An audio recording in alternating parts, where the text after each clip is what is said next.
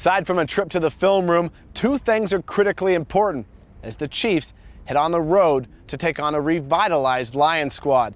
Keys for the Chiefs following last week's lopsided opener include leadership and psyche. Let's start with leadership.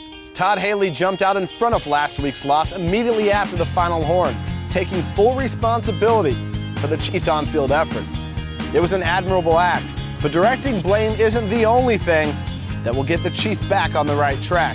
It's collective leadership inside and outside of the locker room.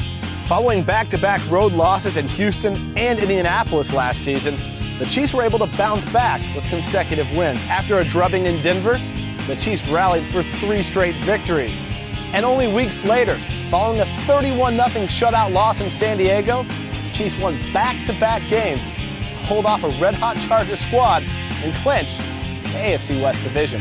Every NFL season is filled with highs and lows. It's leadership that put the Chiefs back on the climb after hitting last year's valleys. Many of the core players who experienced and bounced back from last year's lows are still part of the Chiefs locker room.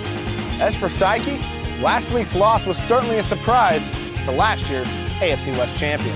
Even the most bearish of Chiefs fans didn't expect that kind of outcome.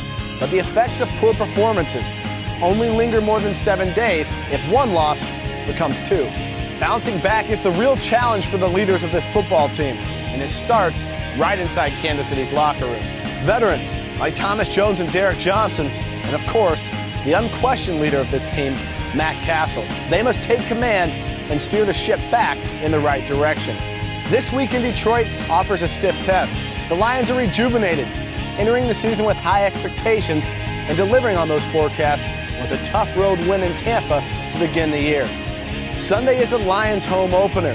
Ford Field will provide a hostile environment. It won't be the place for a team still reeling mentally from a loss 7 days prior. Leadership and psyche, the two go hand in hand entering today's game.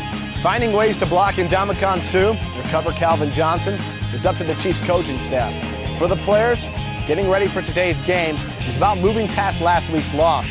Finding solutions is the only thing that matters. It was something the Chiefs were able to do on several occasions last season.